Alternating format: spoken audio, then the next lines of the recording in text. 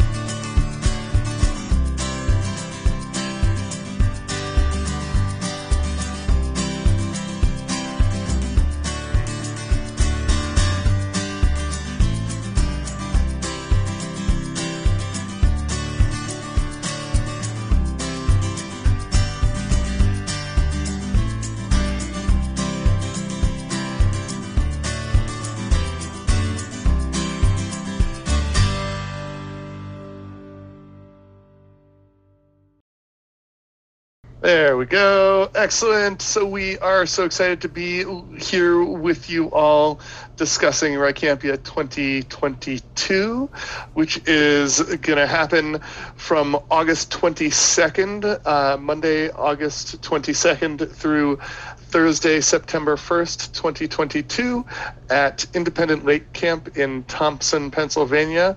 And you've got a nice little shot of camp right there where you can see the waterfront and the playhouse and the trapeze and the art building. Rebecca, you want to jump in with introduction? Oh, actually, yeah, here we go. Rebecca, you want to jump in with an introduction? Yes. Hi, everybody. I'm so happy to be here tonight. Yeah. I'm Rebecca Wallace-DeGaulle. I'm the Executive Director of Writopia Lab. Thank you. Great.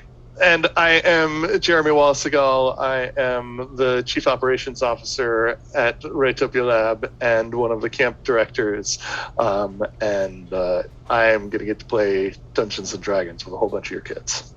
Hi, everyone. I'm Yael Schick. I'm the Director of Programs at Writopia, and I've been part of the WriCampia team since we started this in 2013. Hi, everybody. I'm Rob Roy. I am Writopia's Director of Program Operations and a Director at camp, and one less year at camp than Yael and Jeremy and Rebecca, but have seen a lot of great years, great summers at camp as well. Hi, I'm Madeline Ormeni. I'm also one of the camp directors and Associate Director of Program Operations here at Writopia, and also very excited to see your kids this summer.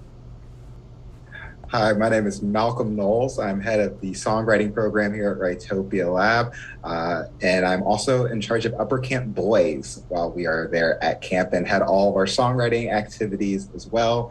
I was doing a lot of emceeing for our events. Sure. So to introduce our staff team and tell you a little bit about who the people are at WriCampia, our instructors are many of the instructors that your kids might know if they come to workshops either online or at one of our labs. So they're all published authors or produced playwrights, people who are writing and working as a living. And they come to camp every year to lead our workshops, which are our core part of our camp experience. And we'll be talking more about that later on. And we also have a wonderful team of counselors that come with us. Our counselors are college students or students in grad school that are studying writing or education. Many of them are alums, so they are people who have grown up at Writopia and at WriCampia, and then get to grow and experience it on that other end, which is one of our absolute favorite things. Yeah, and I'll just add on top of that, our staff is augmented by a fantastic staff at our host camp, Independent Lake Camp. They've got a lot of professionals who are behind the scenes in the kitchens and maintenance, but also some amazing people who help us run programs, in particular, some of the programs that are really native to their facility. Their circus and their trapeze in particular are really notable, and a lot of other really great staff that support us while we're at camp. And let me just add before we move on to the next slide, also we do have Gia here from ILC, so we'll get a chance when there are questions, if there are questions Gia can jump in on, we'll have her do that, and we'll have her step in and say hello. And hi, Gia. Yeah, on the topic of amazing staff, there's Gia in here too. So WriCampia is at Independent Lake Camp in Thompson, PA. It's up in the Poconos. If you've never been there, in the summer, the daytime temps are very mild. The evenings can get a bit cool, but never super cold. It's about 2.5 hours from New York City, about 5 hours from DC, about 5 hours from Boston. In August when it's hot in all those places, it's usually not there. So it's a really nice place. Great, and we can go to the next slide and we'll talk about how to get to this beautiful place, which is by bus. We provide buses to WriCampia from a variety of pickup points. Many of our campers come from Manhattan. We have a bus from our main office on 81st Street on the Upper West Side. We also have a bus from Brooklyn that swings by New Jersey on the way. We have a bus from Westchester County, New York, and also from Tenleytown, DC. We do provide buses both to and from camp. So your camper's experience can start as soon as they set foot on the bus, which is always an exciting kind of rite of passage getting to camp. And you can see here, we get really excited to welcome the kids when they arrive. If you do live far away, if you live like more than an hour from one of our bus pickup points, we can arrange for you to drive your camper yourself. That's something you can work out with us. But we do really encourage taking the bus because it's really a great part of the camp experience. It's a way to just jump right in and start the WriCampia experience right from the get-go. Great. Thank you, Madeline.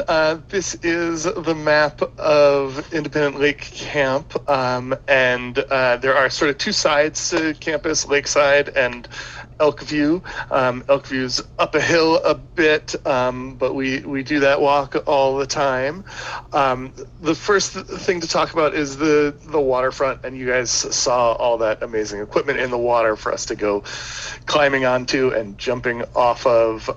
They also have spaces dedicated to climbing, and we have a recording studio and rehearsal space and a skate park.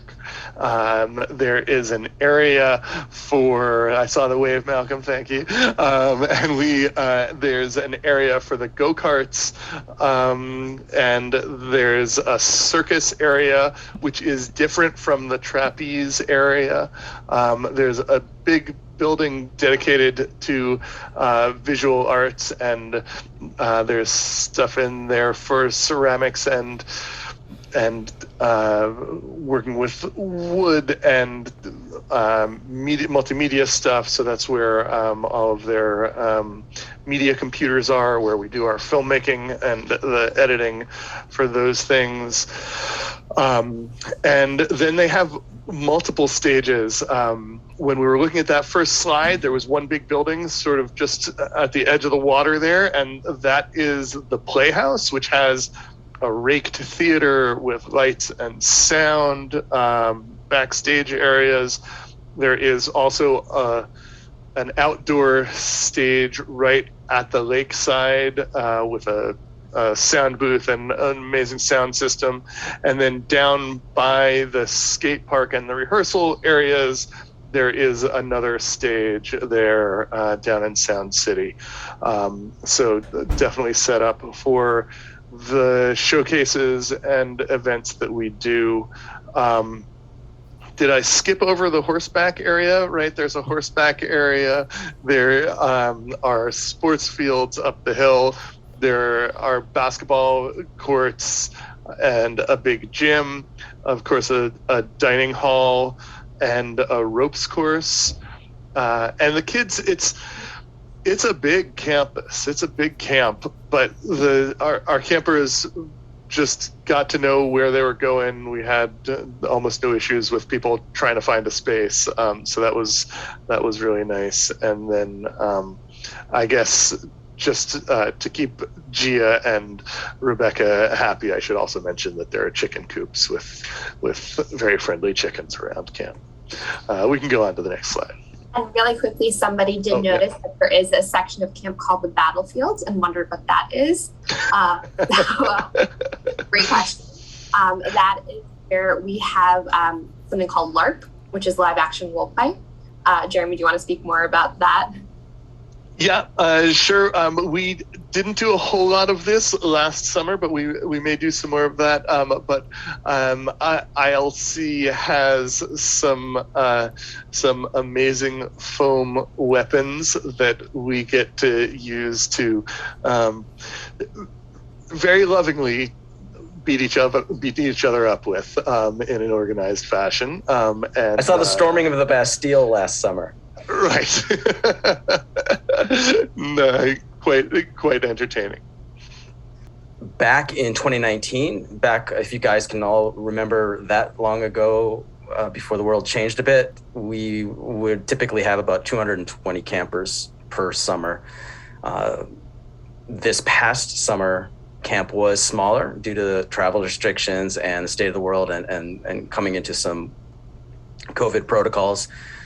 Coming into this summer, into 2022, we anticipate somewhere between 160 and 190 campers. And camp is getting nearly full already. So in the weeks and months ahead, we're going to be carefully assessing where we might be able to add some spots for camp as we head into the spring. Some other geographical and demographical things about camp. About 50% of camp is rising 9th through 12th grades, what we call upper camp. 35% is rising 7th and 8th grades, and rising 6th and 5th graders are about 15% of camp. Geographically, about 70% of our campers come from the Northeast, and in particular the New York City area. Another 20% come from the DC area, and that remaining 7-10% come from the West Coast, other parts of the US like Chicago. And we've had campers coming from the UK, France, Jordan. We do get campers from all sorts of places. And in the Northeast, they really do come from, New York City, but also Boston, Connecticut, upstate New York, Pennsylvania. We do see kids from all over the place. Hi.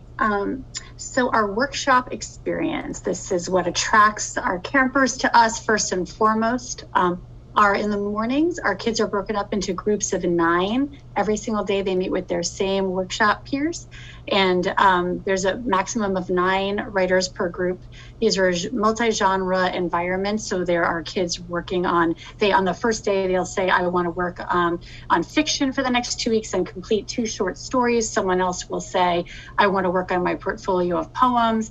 And the instructor hears all of their goals, helps them really really think about their goals and really, really figure out what they can obtain and how they want to tweak their goals. And they really help them see it through to the end. There's a mix of writing games and get to know you games and lots of writing time and sharing time. We go through a workshopping method. It's a Writopia workshopping method where we share our work every single day with each other. We give each other positive feedback, constructive feedback, and the instructor is the ultimate arbiter in the end, helping all the kids navigate their feedback and really helping them decide what feedback they should be pursuing and what they can hold aside, at least for the time being. It's fun, it's bonding, it lends itself to a lot of heartfelt conversations and processing of the world around them. A lot of kids describe our workshops as almost a salon type environment because of the free-flowing conversation and the processing of the world as it applies to their stories. Also, because we are in this beautiful setting, a lot of times during the 3-hour morning workshop, kids will take a poetry walk together or sit outside and write, or someone will work on a song. So while we're sitting inside possibly for 3 hours working and writing, we're also taking breaks here and there or using the outside environment to enhance our work.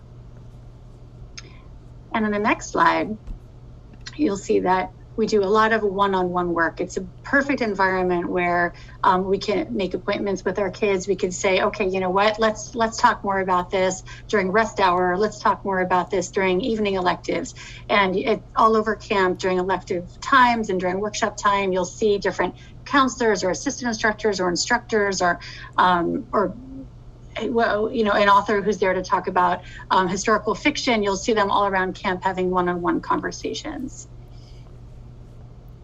All right, so here are the bunks. Here are where your kids will be living and staying, and this will be their home base for their time at WriCampia.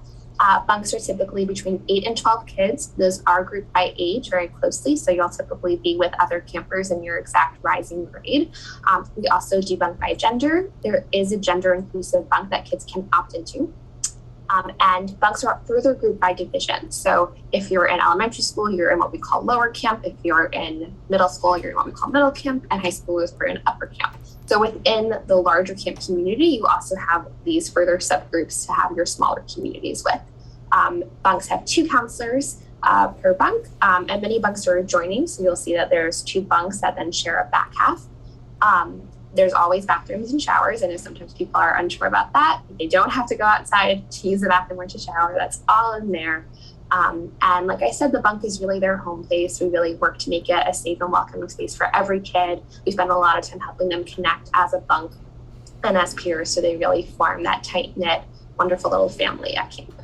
Yeah, and here's a little peek inside the bunks. As you can see, no frills, but really clean and nice. Every kid has a shelf about that size. So that can give you a little preview into packing, what you might want to plan for. There's also further storage under the beds that we use, and we get very creative. But yeah, as is bunk, this is, I think, one of the first nights where they're doing a writing activity and a game all together. All right, this is a little view of the dining hall, and it's camp food. It's they're so active. We're so active that it's not frills food, kind of like the bunks, but it is wholesome and it keeps everybody well fed. It's a great kitchen staff. All the dietary needs that you can think of are met. So kids with allergies and intolerances are definitely accommodated. We have had campers and we have staff who keep kosher, and that can be accommodated. Anybody with a really special dietary meal who needs to send those meals, those snacks to camp, we can accommodate that as well, keeping those things in the kitchen. In addition to the 3 meals a day, we have snacks in the afternoon and the evening. And we have a whole bunch of mealtime traditions. There will be some kids who have birthdays at camp while they're at camp, and we make sure to honor that. It's actually a really great setup in the dining hall where you can see some TV screens there, and we play some sing-along songs at the end of some meals. And you can't see it in this particular image, but right outside the dining hall is a covered outdoor space between there and, I don't know, maybe 50, 75 feet from there is the waterfront. And between the two, you'll get some picnic tables, a bunch of picnic tables with umbrellas, and it's just a really great outdoor dining space. And I believe maybe Gia can speak to this later, but there's some plans to continue to expand that wonderful space as well. To talk about health and wellness, ILC is, well, maybe not right now because it's so cold, but between last summer and this coming summer, sort of rebuilding their health center. And so that's going to be nice to have a fancy new spot there. We are going to have 2 nurses at camp, and this is how we've run camp for the last few years, and it has served us well. This is on the left in this photo is Rhonda, who has been with us for a few years, and every year we have campers talking about her as their favorite WriCampia staff member. So she's really wonderful. Most people on most of the adult staff on camp will be CPR and first aid certified. We're about to launch into our training sessions on that. And certainly I know that Gia's staff includes plenty of people with plenty of certification and experience there. The nearest medical facility is Barnes-Kasson Hospital. It's about 22 minutes away in Susquehanna. There is a bigger hospital, Wayne Memorial Hospital, is 35 minutes away in Honesdale. We have been to each of those. Camp always includes a number of little things, and luckily so far for us, nothing big. Speaking of things that are big on the medical front, definitely want to talk about COVID-19. As you can tell, we are not done wrestling with this beast, and hopefully we will be sometime soon, but we're not there yet. Really clear is that things are still changing and will continue to change some. So what we have said, what we've been really clear about is we are paying attention to the CDC and the FDA and the World Health Organization and the Pennsylvania Department of Health, and we are going to put together the best set of protocol, of COVID-related protocol that we can, based on the information coming out from these organizations. We ran a COVID-free camp last year, and we that is where we're going this year, is to make sure that we do our best to stay COVID free. As I mentioned, things are still changing, and our protocol will continue to change as it needs to be, and we will let you know about that. And what we're asking of you is to just help us meet all of those protocol as they evolve. So we have not made decisions at this point about testing, if testing will be required, what kind of testing, at what dates. But when we roll that out to people, we're just going to need to know that we've got everybody following all of that, so that we are keeping each other safe, so that we are reducing risk and exposure in ways that we can. We do know that everyone on camp will be fully vaccinated, including having boosters for anyone who is eligible. If you need a medical exemption for your camper, please contact me, Jeremy, at writopialab.org. But those are incredibly rare, and our goal is to get to stay with the 100% vaccination rate that we had at camp last year, and to stay at the 0% COVID rate that we had last year. I think we can move on. But we will certainly take questions about this and plenty of other topics later. So we're going to transition to talking a little bit more about the rest of what the campers' days are like. So Rebecca talked about the workshop that they have in the morning, which is where they're working on their projects and meeting with their instructors and having that consistent workshop group that they meet with. In the afternoons, we break up the day into elective periods. So there are 3 different elective periods in the afternoon. Each one is about 75-80 minutes. And we have a few different types. We have endless types of electives at WriCampia. And this year, we're really excited to start elective tracks. Each camper will choose one track that they follow. That doesn't mean it's the only elective that they can do. As I mentioned, there are 3 elective periods in the afternoon alone, so there's lots of ways to mix and match their experience. But we've heard from a lot of campers that it's really great to be able to leave camp with some really wonderful finished projects, not just from their workshops, but also from their electives. And so these are electives that will have a chance to go a little bit deeper, dive a little bit deeper, and meet more consistently over the course of camp, so that kids can work on projects and just really learn and grow within a more specific area of focus. So I'm going to go through, with the help of some of my colleagues here, these different elective tracks. And then we'll also take a look at some of the electives that campers can choose to do in addition. And this is by no means an exhaustive list, And if your camper chooses one track but still wants to explore other things, they are certainly free to. There is lots of time to explore at WriCampia, but we'll just step through some of the highlights. Oh, and we start with Page to Stage, one of my favorite electives. Page to Stage is our theater making elective.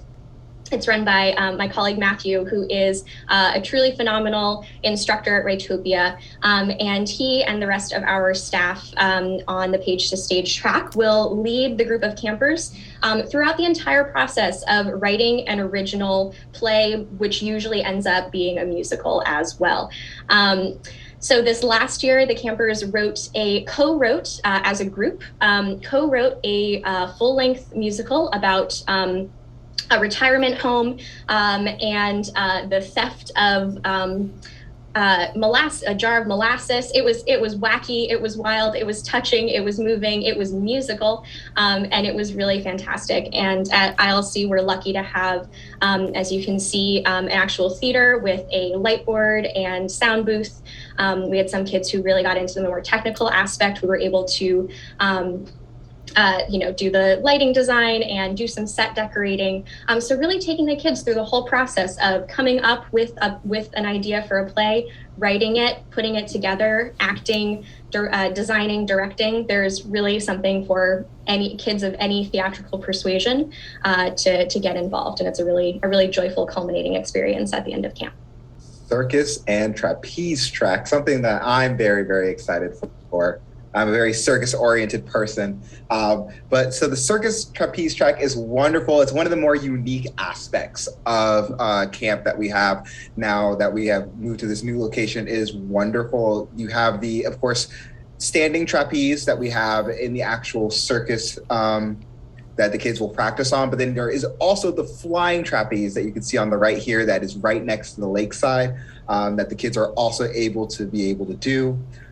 Within the circus training facilities, they're going to be able to work on also other circus skills, such as unicycling, juggling, and there is one more, juggling, and there's and then aerial silks, aerial gymnastics. So there's lots of different circus aspect things for them to be able to work on while they are there. And the debate track, we are so excited about debate at Writopia. Some really exciting aspects of it is that it was co-created by nationally ranked debaters who are also Writopia writers. So I worked with two seniors who actually came in first place in their senior year of high school in the national debate circuit. And they helped during the pandemic us design a brand new program. And for the last 2 years, it has been incredible seeing our kids learn, be able to access debate in our context. A lot of kids who normally wouldn't have tried debate or just never had the opportunity to, and also mixed with some kids who are already in the debate circuit, come together and really work on a whole different kind of writing, and that is, policy driven, problem solving driven, and a lot of community building. And we're really lucky to have two fantastic staff members who one was a competitive debater in high school, and another has created and run debate tournaments for us and over the last 5 years internationally. So we're super excited about bringing debate as a full track this summer. Last summer, we just tried it as an elective for a day or two. And so we're going to be rolling that out as well. So try debate at WriCampia 2022. One of the more well-established programs that we have at camp is our filmmaking program. And it's a great facility that lets us do the fullness of that program. It's an amazing program with great instructors, full-time and part-time staff that we've been bringing in for years. They work on digital SLRs, good audio mics, and editing stations. There's a room in the Art Center, a section of the Art Center that has a whole bunch of editing stations with Final Cut. And over the years, we've had, there were some just really fun, great films last year. Over the years, we've had several films, student films, get taken to the Tribeca Film Festival to their youth. program their youth showcase at the Tribeca Film Festival. So some really amazing work comes out every year from the filmmaking program. And it's actually sort of one of our established tracks. It's one of the electives that has sort of paved the way for us having these tracks. Newspaper is another track that really started taking off about 3 years ago. Kids come to the newspaper writers come together with all the staff are all published journalists or editors in the real world, and they come together, brainstorm camp relevant topics, events. They consider some real world issues to cover. Our writers develop features, opinion pieces, event reviews, and last year we even had an advice column. It was our first time. It was very fun. Our kids do a lot of research. They're led to really, if you're going to say your opinion, also back it up with some data here and there. Also show the other point of views data, research. So they're really encouraged to develop rigorous journalistic pieces, and also interview campers and interview staffers. And also, actually, some years we've had interviews with politicians outside of WriCampia using our Writopia network. So it's been a lot of fun. And then on the last day, so the night before the last day, we pick up our copies of the newspaper from a local printer. And on the morning, our journalists get to hand deliver one copy to every single camper throughout the whole camp, yelling extra, extra, read all about it. And it really makes it a very exciting. It adds to the excitement of the last day. And then you see a lot of kids, like in this picture right here, reading it as they're packing up. And then everyone's quietly reading it on the camp bus on the way home. So it's a really important part of camp. Join the newspaper. Okay, so this is that may or may not be me sitting there on the porch being very enthusiastic about handing someone a list of the damage that was coming her way during a Dungeons and Dragons game. And we'll be playing a whole lot of D&D. We'll also this year for the first time be playing some other role-playing games, and this year, because we'll be treating this as a track, we're going to be focused more on long campaigns. So we're going to ask people to join in for a full campaign that will last at least for most of the camp. So we'll be able to get a little bit deeper into some real storytelling. Dungeons and Dragons has been a really fun part of our camp, and there are always some people who decide to play D&D multiple times a day and decide to play D&D every day that they're there at camp, and we have a really fun time. Bring people into the experience, because some of these people have never played before and some of these people are really experienced, and it's just a great way to spend some time at camp. Get together and roll dice. Portfolio writing track is a new track for this year. This is the sort of brainchild of Lena, who's one of our division heads and directors at Writopia, who developed our teen portfolio program, which is a wonderful program where kids are able to develop their portfolio, which can be something that is either about breadth, which can be about exploring a wide variety of different types of writing gathered into one portfolio around a certain theme or sort of idea, but they can also have depth. You can write an entire poetry portfolio and really dive into just different forms of poetry. So this is an ideal choice for campers who are just really excited to have that time to write, to get feedback from instructors, and really just have that time to focus and develop their own body of work over the course of camp. So at ILC, we have wonderful, wonderful opportunities for musicians of all levels to really engage in music and the songwriting process. As you see pictured here on the right, we actually have access to a recording studio. So we will be doing a lot of recording along with songwriting. We also offer beginner lessons for any musicians that are just budding and wanting to learn a little bit more about guitar, bass, or piano, and even drums as well too. So We have tons and tons of different equipment, lots of drum sets. So multiple drum sets, multiple stages, and we'll hear a little bit more about the stages when we talk about our showcases a little bit later. But plenty of guitars. We frequently love to let the writers go off to kind of work by themselves. One of the benefits of having a camp environment is that we are allowed to kind of go into nature and really seep ourselves in the environment that we are surrounded by and be able to take inspiration from that for our work. And we also have the exports track. On the exports track, there's lots of offerings such as go-karts. You'll notice that you have kids on the bikes, the BMX, and then skateboarding as well. There is a skate park at ILC, as we showed on the map. And kids are geared up, right? They have all the padding, they have helmets. They are not allowed to go on to anything without having all the safety requirements there. So while it is very fun, it feels very dangerous, it is very, very safe for your kids to try these activities and can be really, really exciting for them to try something new along the exports track. And then our last elective track is visual arts and graphic novels, where campers will have an opportunity to explore more deeply different types of visual arts and crafts. We're lucky at ILC to have a really cool ceramics studio. I don't know if anyone else watches the Great Pottery Throwdown, but I have been binging it like crazy lately. And I have to say, I think I'm gonna have to make a trip to the ceramics elective at camp this year just to work out some inspiration from that. I'm sure all of your campers will be more talented at it than I am. But we have an awesome ceramics studio there, as well as wood burning and wood carving, jewelry making, tie-dye, knitting, very popular elective, as well as visual arts that are more storytelling oriented, such as graphic novel and illustration and zine making.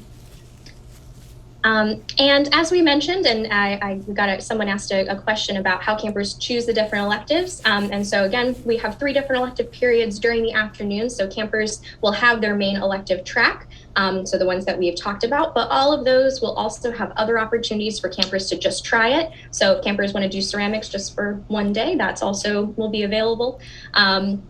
They want to try graphic novels just for a bit and see if it's their jam, then they totally can. So campers have many opportunities per day to do different activities. And we'll just step through the next couple of slides, which have a few other electives that aren't track-based, but are really exciting, including ropes course and archery, another one of the really cool facilities that we have access to. Next, we have horseback riding and chickens. We'll sometimes do some poetry walks up to the chicken coop and garden as well. But horseback riding and chickens were a lovely part of camp this last time. Also, yoga and dance, different ways to be active and get moving, even if, like me, sports are not your favorite thing in the world. So we have some other ways to do that. And of course, we have our waterfront. I'll turn it over to Yael to talk about our waterfront. Awesome, yeah. So my favorite, the waterfront. So the whole camp, as you saw from the map earlier, is really like surrounding the waterfront. So you really get to take advantage of the water and the views wherever you are. But we do have time every day where we're gathered by the water. We have these really awesome inflatable obstacle courses, trampolines. That's a great shot of the rock wall, which is very challenging. I never mastered it, but some campers did. And there's time to go boating.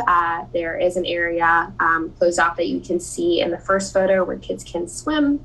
And then there's also lots of lounge chairs and picnic tables where kids can gather to read, continue talking about their workshop or D&D. We often have knitting by the pool. There's a stage right there, so we have open mics and events going on really at all times around here. And anyone can swim. We don't do, we wear life vests. Anyone you see that's not a life vest, that's a staff photo. So that's ILC staff. But we do, all the kids are wearing life vests and there's lifeguards all around. So anyone is able to partake. They don't have to be an expert swimmer by any means. Just mentioning, you can take your life vest off in that front area where it's very shallow. So there is swimming without life vests in the lake as well, in very safe areas. And here are boating. So again, there's opportunity for these water sports and electives every single day. So as long as the sun is out and the weather is nice, you're on the water enjoying it. Oh, and we have a pool as well. So they have a wonderful heated pool at ILC. So we do have a period of the day where kids can swim. And then we also often use it for a pool party in the evenings because it is heated and it's a great location. So we have every kind of water fun that you can imagine. We also have some clubs that campers. We're all started with the help and desire of campers in previous years. My colleague Janelle runs a club called Voice, Culture, and Race, which is a space for campers to talk about and write about and discuss issues and experiences related to race and ethnicity. It's a really beautiful community space that those campers value every year so much. And I started and run a group called Plus, which is an LGBTQ plus group for campers to come and talk and again discuss, write about, do activities about gender and sexuality, and those are wonderful places for campers to develop connections with one another and meet other people who might have experiences like theirs. So several times throughout the camp experience, we have campfires, and that is just a time for us to really gather around the fire, have s'mores, have snacks, and it's also a time that we will do like a sing-along where we put together, prior to camp, we like to ask all the campers about songs that they would like to include in that year's camp songbook. We gather those songs together, and then during the campfires is when we will perform and we will sing those songs together in harmony, and really just embrace the full camp experience. And of course, we have s'mores at those campfires. Very important detail.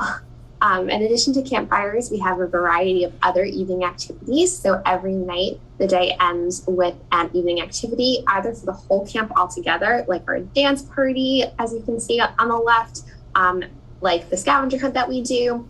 And then sometimes it's smaller, more division-based activities like game shows or other little competitions that are really fun. But that's just, again, a great communal way to end the day. We always vary it up. And at the end of camp, so the last 4 or 5 nights are dedicated to showcases, which I think Malcolm will talk about next. Yes. So pretty much starting from the first day of the second week of camp, every day we are having a showcase for one of the many different art forms that are featured throughout camp. We always have, of course, the play that we talked about earlier. We have the Writopia Film Festival as well, a time for all the filmmakers, particularly the ones on the filmmaking track, to be able to showcase all the hard work that they have been doing. We have WriCampia, which is our music showcase. So for any of the kids that have been working on songs, and WriCampia is for our original songwriters. So kids that are writing their own songs or putting together their own bands, they'll perform then. Though if somebody is very musical, but they don't necessarily want to perform an original, we also have opportunities for them to play covers and things like that at our open mics.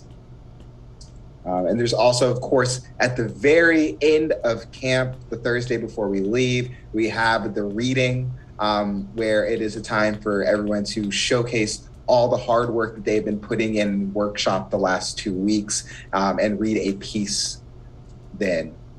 Our CITs are an incredibly special part of camp. Someone asked the question about what the relationship is like between our older campers and younger campers. And our rising seniors have the option to opt into the CIT program. And one of the activities they can choose is reading the camp book every night to the youngest campers. So usually about between 5 and 8 of them every night go to the various younger bunks and take turns reading to the kids, helping them with their evening, activities, if they need help going to bed or just need to have a conversation with anyone. And the younger kids love it so much. And then they end up seeing each other around camp and saying hi and hanging out. So it's a really beautiful way of building community. They also, a lot of our CITs, as I said, they're rising seniors, so they use their camp experience to work on their college essays in a super relaxing, inspiring context. So our kids come in and, like, oh, it's the last thing I want to do at camp is write a college essay. And then they're just like, this is so much fun because they're writing beautiful reflective writing about their past and really figuring out their story and sharing with each other. And it becomes a really supportive, encouraging, inspiring environment. And by the way, our kids so far have been getting wonderful feedback from the schools that they've been applying to. So we have really exciting admissions news this year. But anyway, the process is wonderful. The product is wonderful. And then also a bunch of our CITs together they decide together what the theme is going to be for each year's anthology. So this year's group of CITs created this year's theme, and this is the cover of the book that we're about to launch. So they spent a portion of their 2 weeks creating this idea, launching the idea, running the whole submissions process throughout camp. This really inspires the younger kids. They get an email from the CITs, they see what the theme is, they see the deadline, and then they submit. It encourages them to complete their pieces during the 2 weeks and submit it to this beautiful community building anthology. And then the CITs start the editing process and curate the book. And then when we get back to the city in the fall, we do the final touches on it, and we do the production and the publication and send it out to the community. Camp culture, our camp values. So at camp, on the first night of camp in our bunks, our kids discuss together what they want their camp culture to be, what values define who they are, and what they hope, how they hope they will live together for the next 2 weeks. So they create a list of their values, not necessarily rules, but their hopes and their basic mores of how they should be treating one another. And then you see this domino effect throughout all of camp. They have this beautiful heart-to-heart those first few nights, and they try to bring their best selves to each other and to each other throughout all of camp. We do have, I think Jeremy's going to talk about the behavioral agreement that also supports that work. Right. So one of the best things about a sleepaway camp experience is that kids gain a whole lot of independence. And on the flip side of that is another one of the best things about a sleepaway camp experience is that kids take on some real responsibilities. One of the forms that we ask people to sign is called the Camper Behavioral Agreement, and that is all about those responsibilities that our campers take on. This form, unlike most of the other forms, we ask you to download and print and have your camper fill this out by hand. And we really would prefer to have you as parents and guardians review this with your camper, because we're asking you as parents and guardians to instill upon your campers the notion that they are responsible for upholding the things laid out here. I'm not going to step through the camper behavioral agreement, but I will say that this is a thing that we really take quite seriously, that we're asking campers to be honest with other campers and staff, and to respect the property of the camp and of staff and other campers, and to refrain from things like bullying and of course, physical or verbal aggression or violence, right? We really want this to be a community where people feel safe to have just an amazing free time. And the Camper Behavioral Agreement is a big piece of how we get that done. One of the other things I want to talk about is some things that campers are not allowed to bring to camp. That these are things that we that we have campers not bring, both to create the culture that we're looking for and also to keep the liability on our side down a little bit. So electronics and other valuables, instruments, cameras, all of those things we ask you to keep at home with your campers. There will not be time at camp or on the bus for people to be using their cell phones. The one exception to that is the bus coming from Washington, D.C., where that's a 5-hour ride. So we cut a little bit of slack there. But other than that, phones and anything that can play video, please keep that at home. Computers, we roll into camp with 300 computers. So we've got plenty of computers for everyone to use, and our preference is by far to have you keep your computer at home and we'll use our computers at camp. Similarly, cameras, we've got plenty of cameras out there to keep people engaged. Every year we have 1 or 2 campers who wants to be involved in taking the pictures. Some of the pictures that you've seen in this slideshow were taken by campers, and certainly cameras available for people to use during filmmaking. Instruments. Last year we had an office filled with camper instruments, and we kept those in the office because Independent Lake Camp has innumerable instruments. It's kind of amazing. It feels like if you're not careful walking around camp, you're going to trip on a drum set because they've got so many of them. And the liability piece, right? Yeah, we definitely don't want to have to worry about somebody breaking a guitar that is another camper's. But also for the electronics, we really want to keep kids focused, right? At WriCampia, because we're workshopping, we're on computers for at least 3 hours a day in the workshop. So your campers will be able to email with you. Most of them will. Some of them will resist that. But we don't want them to be walking around camp on Instagram or even on text or email. We make very conscious decisions about when we're connected to the world and when we're not connected to the world. So if kids who show up at the bus with a guitar will have that guitar sent home with their parents. Kids who slip their phone into their luggage will have that phone taken, labeled, and put in a box until the end of camp, when we'll give it back to them as they get off the bus. So please work with us on that. And I think we can move on to, the electronics was the one I wanted to add. A couple of quick things on that. One is we do phone calls home about halfway through camp. So there is one scheduled time when all the kids call home. And that gives kids something to look forward to, and it's good for them to know when it's going to happen in advance and kind of like plan their week around that. So we really do stick to that. On occasion, we will help kids call home earlier if there is a case where we do feel like it would help the kid adjust. Most of the time, they don't need it. And most of the time, it actually only makes the kid more homesick.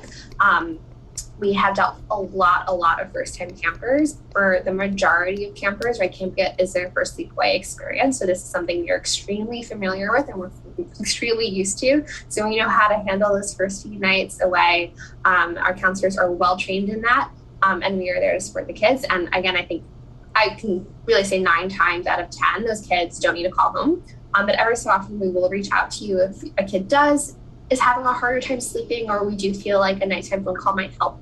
So we do have these policies and we stick to them, but at the same time, we do look at it on a case-by-case basis, and we'll always do what's best for the individual kid. I also wanted to answer one question that came up because it kind of fits into the camp culture theme. We had a question about introverted kids and how we help them manage the electives and choose what they want to do and just kind of deal with all of the activities at camp. That's a great question. We have a ton of introverted campers. Our camp is really designed for the introverted, quieter, maybe shyer kid. That doesn't mean that we don't have our extroverted out there campers. We have them as well. We love them all. But this is really a great place for the kids that need the quiet, have are more cerebral and love what we offer in terms of writing and workshopping and all of that. So we have tons of quiet spaces throughout camp. For every activity, we kind of have counselors that are looking out for the kids that might want to step away from the noise. There are books everywhere, yes. And we we look at what you write about your campers very closely. So in the Camp Minder, you'll have the option to talk about your child's personality and anything you want us to know. We will review that. We will prepare the counselors for that. By the time your kids arrive, their counselors or division heads and the directors will know who this child is. So the more you tell us, the more we know, and the more we'll be on the lookout for the best ways we can help them adjust and love camp. But yes, we definitely kind of know how to speak to introverts. That's our main language. And those kids do so well at WriCampia. I just want to mention that it's not just our kids. It's part of our culture. A lot of our staff are introverted as well. We're all writers, so and it's not unusual to find someone like Yael or Bianca or maybe Madeline too, but definitely Bianca or Yael wearing a shirt that say introvert on it. There's a lot of introvert pride at camp. But with that said, it's also the kind of place where introverts can find their voice and can be heard. And sometimes people will say, really, you're an introvert? No, not normally, because at camp, they're a lot spunkier and louder. And so, that's what we seek to do, is create an environment where people can be introverted when they want to be introverted. They can find their voice. They can find their silly. They can be all of a sudden be extroverted, and that there isn't a value on, everyone has to be this way or everyone has to be that way. It really is a celebration of, it's a lot of training for our staff and a lot of language with our kids on really enjoying the diversity of humanity around them and just enjoying everyone for who they are and what they're bringing to the table. So that's a shared value top down. All right. Well, you now may be wondering, how do I sign up for this camp that you're all talking about? Well, you can do so at writopialab.org/sleepaway. And when you register, you will use our system via Camp Minder. That's just a picture of the landing page, what it looks like inside your account. There are a lot of forms and documents to complete. If you ever have any questions on the forms and documents, feel free to reach out to us. I'm always happy to help if you are confused by any form. So just let me know. I'm form maven around here. And you'll be able to upload all the different required forms and documents, fill out your camper's application. And we'll also communicate with you through this portal. If you want to apply for financial aid, we do have financial aid available. There is no income cap on financial aid. We know that summer programs are an expense for families across different socioeconomic spectrums. So if you want to apply for financial aid, you can do that when you register. You'll just have to upload those documents during the registration process. But if you are applying for financial aid, we do request that you do that as soon as possible so that we can process your application quickly and make sure we allocate our funds accordingly. But if you ever need support with Camp Minder or any help with required forms, never hesitate to reach out. More than happy to help. I see someone has a question about CIT, and so we're going to answer that. I also want to mention one more thing about homesickness that I just want to make sure is clearly stated. No one is going to roll your eyes or be frustrated with your child if they have homesickness. I will tell you, Jeremy, who's my husband over there, we have a child who we tried to send to sleepaway camps elsewhere who had a really hard time with homesickness elsewhere. And we know what it's like to be on the other side of that and how painful and confusing and hard it can be as a parent. And our attitude is, we're helping kids adjust and we don't feel resentful of parents who want information, and we're together on that and helping your child have an amazing time and get through it, and no one's judging and no one's annoyed. I just want to make that really clear. About the CIT program, I think we do have a place where how do they express interest? The way it works is that all rising seniors will then get a follow-up email with a form to fill out. Thank you. And circling back to forms, there was a question that I realized I forgot to address when I was given my spiel about forms. There are medical forms. The one that you would need from the doctor or from your doctor's office doesn't necessarily need to come from a doctor's visit, is your immunization record, which you can often print out from your pediatrician's portal, or you may need to go in and get a copy of it, just depending on your doctor's office. And then the other information in the health form you can fill out yourself. So we don't require a physical form, we don't require your camper to get a physical before camp. Some camps do. But we do require the immunization record so that we have the complete immunization record on file, as well as their COVID-19 vaccination.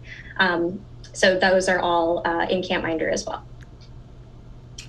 And there's also that question about how kids from different age groups interact, and if that's part of camp, and it very much is. Workshops and bunks are grouped by age, but the electives are, to a certain extent, it really depends on the elective. For the most part, those kids are together. Like, I love seeing the kids at the trapeze, the older kids, encouraging the younger kids to get up there, although sometimes it's the other way around, and the younger kids are the braver ones. But we definitely have a very open environment like that, where kids get to know each other through these different activities throughout the day. And we have, we do create this really warm and supportive culture where kids are cheering each other on and forming these connections. And it's something that you just see walking around camp all the time. There's a question about rising fifth graders and how many we get.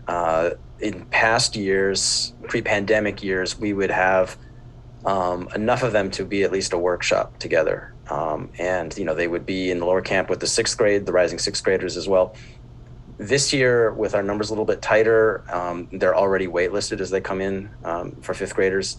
There's not as much space. We usually get those fifth graders, for some reason, they tend to those families make their decisions a lot later. And so I will say, if you have a fifth grader who wants to attend, a rising fifth grader who wants to attend, the sooner you get that application in, the better.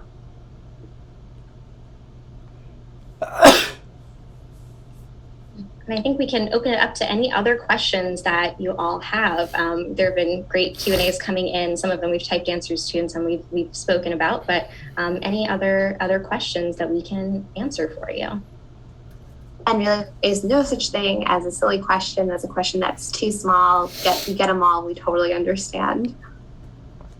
There's a question in the chat, Jeremy. I think you had answered the question about medical forms, and it may have missed your answer. I don't know if you want to address that again about medical forms from doctors. Oh, actually, I think Madeline just did. Oh. And also, I see Darlie has a hand up.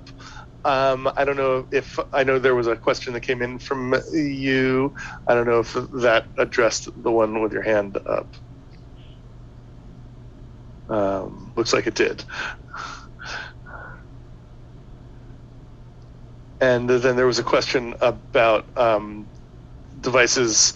It looks like maybe that did get answered, but yes, music devices like iPods that do not play video, definitely welcome.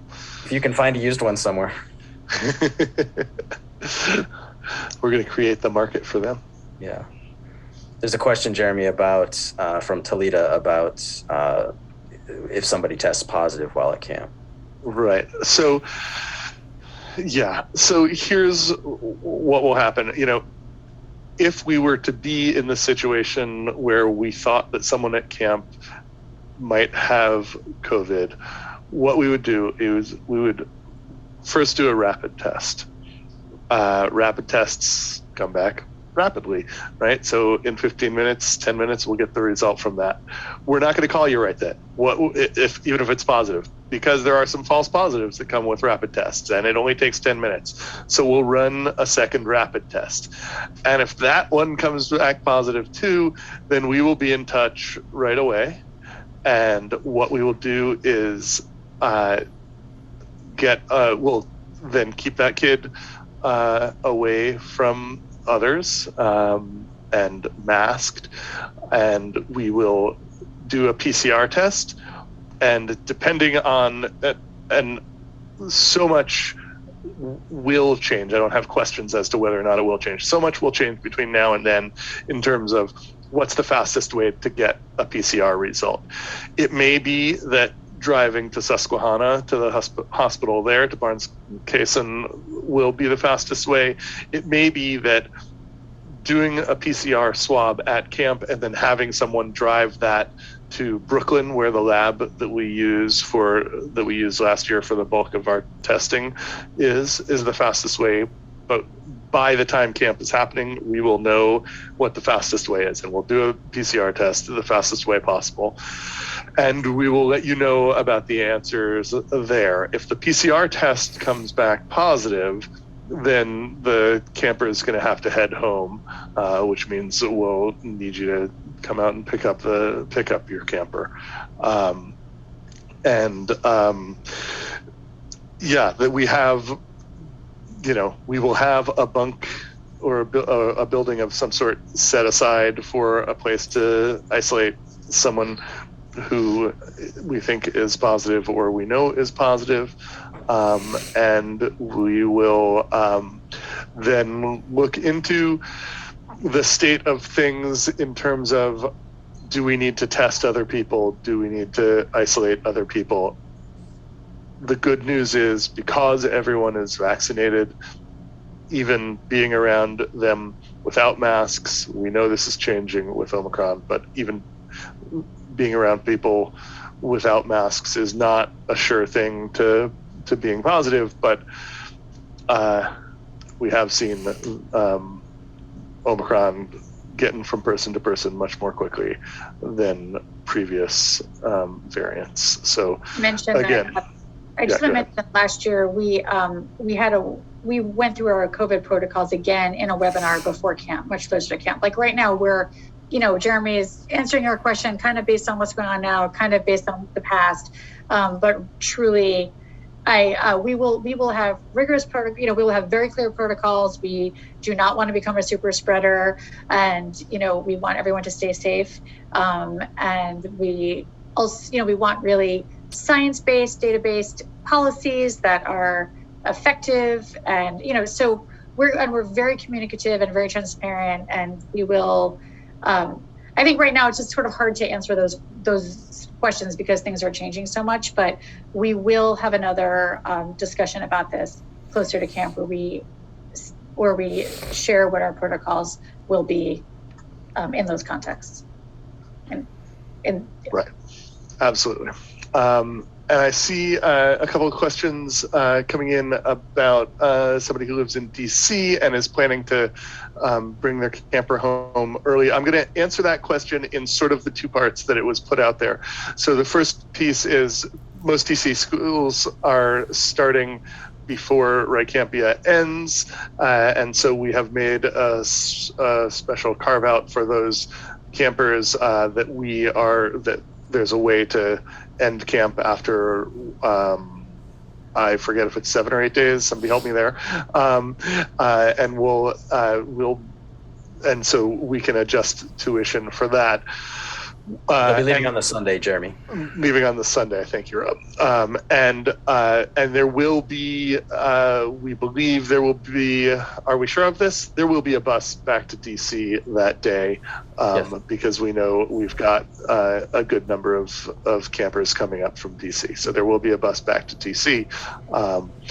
The next question is more complicated, which is, if she loves camp, we'd consider extending her time there. If that is an option, is it okay to decide during camp? So here's the thing. We are planning adjustments to adjust down our staffing numbers based on the number of people who are ending camp early.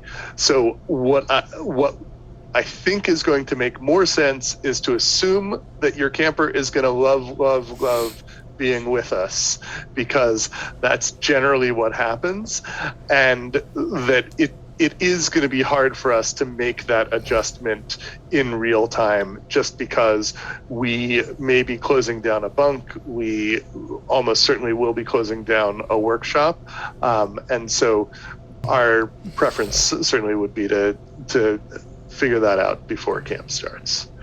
I'll just add that historically we used to have 2 distinct sessions, and so you could sign up for 1 week at a time. That was how we ran it for the first few summers, and that happened all the time, where parents would call halfway through the first session or on day 2 and say, actually, they're having a blast, can they stay for the whole time? So if that is something that would work for your schedule, I would also agree to just recommend planning for that. Right. And then there's a question about the boosters. And yes, we will be requiring the boosters the same way we do with the first 2 shots. There's a question someone asked about just clarifying electives and tracks, which is that yes, the kids get to choose their elective track. We're going to ask that before camp so that we can get a sense for our staffing needs. Other electives get chosen each day. So campers get to select their activities that they do each day, but they'll also have that more consistent elective track. And their workshops, which they do in the morning, meet every day. So that's a consistent part of the schedule throughout camp. There'll be more communications coming as we get closer to camp on that topic as well. That we're building out that programming and the way that we deliver it. So you can expect more on that as we get closer. Right. Also just a great way to get your campers excited about camp and also get their most up-to-date interest, because who knows, maybe they'll learn ukulele between now and camp and want to be a songwriter. So. Excellent. At WriCampia, we seek to strike that perfect balance between structure and freedom, so that kids can create enough structure for their 2 weeks, and we will provide the ability to create enough structure for the 2 weeks where they can really be productive and focused and feel really satisfied in the end and feel good about their time at camp. But also that joy of freedom. And there's never been a conversation in a Writopia context where it's like, well, you signed up for that, that's what you have. We're never gonna, if you're not inspired, if it's not giving you joy, then we're always flexible. But we always seek to create the structure so that that can really help kids, really support them in their journey, not constrain them. We create the structure to support and to hold them up, not to constrain them. There's a question about masks. Again, things are going to change, and we will see. Last year, we did not have masks on, and our hope and expectation is this year we also will not need masks. There were campers who preferred to wear masks, and they were absolutely supported in that, and that will still be the case. Right, absolutely. Thank you, Rob. That's a great point. And part of our training, just to give some emphasis to this, part of our training with our staff has always been, if there's bullying, that's a thing that we need to tamp down. And in the same way, sort of a specific case of that is if there are campers and staff who are wearing masks, we want to be really sure that there's not anyone putting pressure on them to not wear a mask or making them feel bad for wearing a mask. Right. Can we promote Gia to be a panelist so she can come on and say a quick hello? Actually, Hi. Yay! I don't need to talk much. I just wanted to say hello and what an amazing program this is. We're really excited for summer 2022. I'm so happy for all the families that got to participate tonight in the webinar to find out a little bit more about the program, because it's just phenomenal. So we're excited. Yeah. Thank you so much, Gia. And Gia really was an incredible host, an incredible facilitator, and got her staff so fully on board with our programming and our campers, and it just really made for a wonderful experience. So very excited to get back up there with you. A wonderful experience in a year that we were coming back to camp, and had all sorts of nervousness about doing it, and it just helped us knock that out of the park. Yeah, and also another thing about ILC, the partnership is just so beautifully aligned. Their staff are circus leaders and musicians and D&D players. They're just like exactly on the same page with us. It's a beautiful alignment, and they love our kids and understand our kids, and it's just been amazing. It's a great relationship. Love that, Michelle. Somebody just signed up. Welcome. That's great. If anybody would like to speak to one of us more in depth about their child and what they imagine for the camp experience for them, feel free to email us. We're happy to set up a time to talk further about your specific kid and what WriCampia would be like for them. I'll just add, if you are if you end up on the wait list, or if you're in the application process and it looks like you see the wait list coming at you, there's no deposit required as you go onto the wait list. And there are some people, we try to make it clear in the application that you can go ahead and finish and get on the wait list. So if you do want your child to attend camp and there's a wait list, I would encourage you to go ahead and just get them on that wait list right away. Every year we promote kids from the wait list, and it's definitely better to be higher up on the wait list. So if you know you registered, do as soon as you can. Similarly, if you're applying and you're also applying for financial aid, it is going to make you put a bank account in there, but there will be no money taken out of your account. There is no deposit due if you're applying for financial aid. And the way it will work is that essentially we will make a financial aid offer, and if and when you accept that offer, then the offer will include what the deposit will be and what the payment plan will be, and no money will be charged unless you actually accept the offer that we make. Yeah, we do ask that you put in your financial aid forms in a timely way so that we can help you by getting that offer out to you. And there's a question about will you get an email warning before the next payment is deducted? Yes, we send out email invoices 1 week prior to each billing date. So yes, you'll get an email notifying you beforehand. And if you want to check where your camper is on the wait list, we do have to look that up for you on the back end. Just shoot us an email and we can let you know.